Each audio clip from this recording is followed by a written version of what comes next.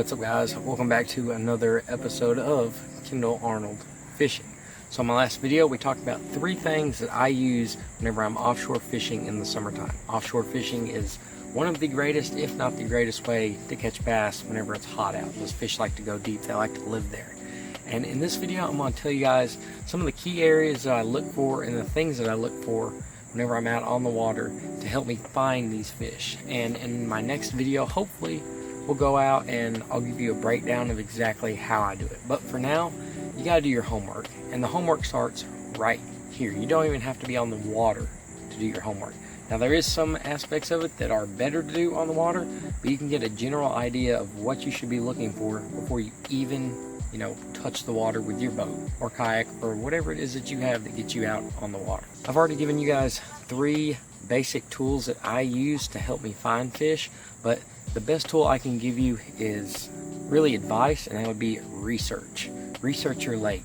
What kind of fishery is it? Is it super deep, or is it just somewhat deep offshore fishing, like 8-9 foot at the most? What is it? You need to find out what kind of areas that those fish can go to during the summertime whenever it's hot like this. They're all going to go somewhere. They're going to go to a specific depth. Of course there's always going to be shallow fish, but those big girls, the big fish, they're just gonna generally go out deeper. You can find them shallow, but it's hit or miss. Doing it this way is a lot better because they stack up.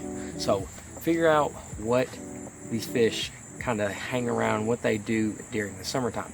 Google is your best friend. You can look at fishing reports. You can go on Facebook and ask people. I know Kentucky Lake, they have a Kentucky Lake bass fishing page, or Kentucky Lake fishing page with Barkley Lake. You can learn so much information from pages like that, because people most of the time are more than grateful to share advice with you to help you find and catch more fish.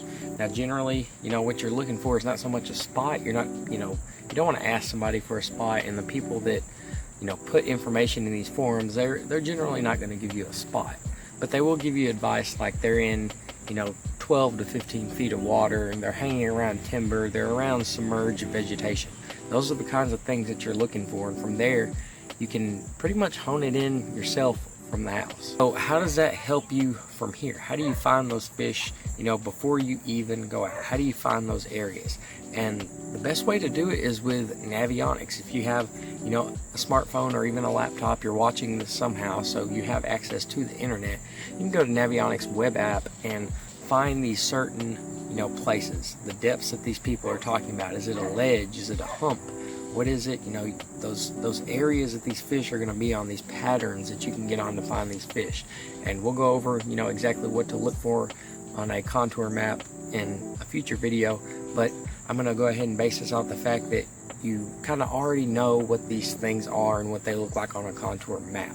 So you can literally use Navionics, or you can get on your depth finder. If you have one like mine with GPS, you can sit there and actually toggle through and look on your depth finder, or you can use the Lake Master card. Lake Master is great. Lake Master is thebomb.com, more accurate. I know a lot of my spots on Kentucky Lake, whenever you see them on the map and you graph over them, they're not the same. There's this one place I like, or I thought I would like, that said it had a channel running right through it.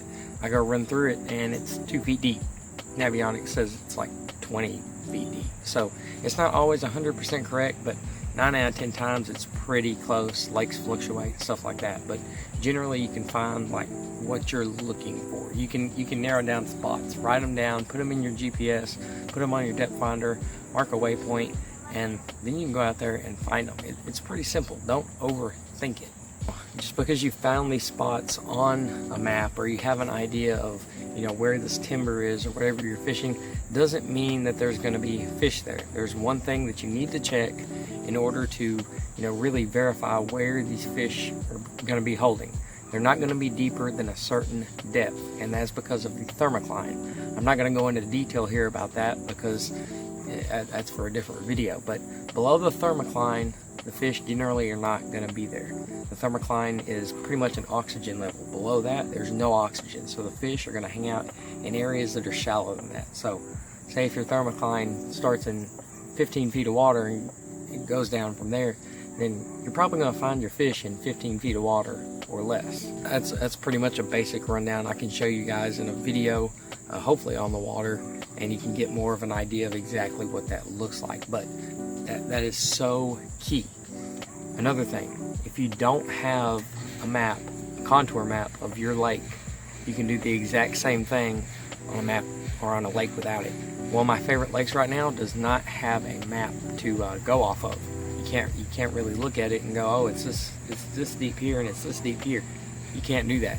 But with the help of your electronics, you can go around and find that specific depth. Wherever the thermocline is, you can go around, just scan around, idle around, and find these areas where, you know, the fish should be. So if you go out in your lake and you go out to the middle of it and you set your sonar up to find this thermocline, which we'll do in a different video, you can see where the fish aren't going to be, and that'll give you so much. You can go, you know, scan areas, find a depth area that's in that range, and just scan around, zigzag around, look around, go in circles, do whatever you have to do.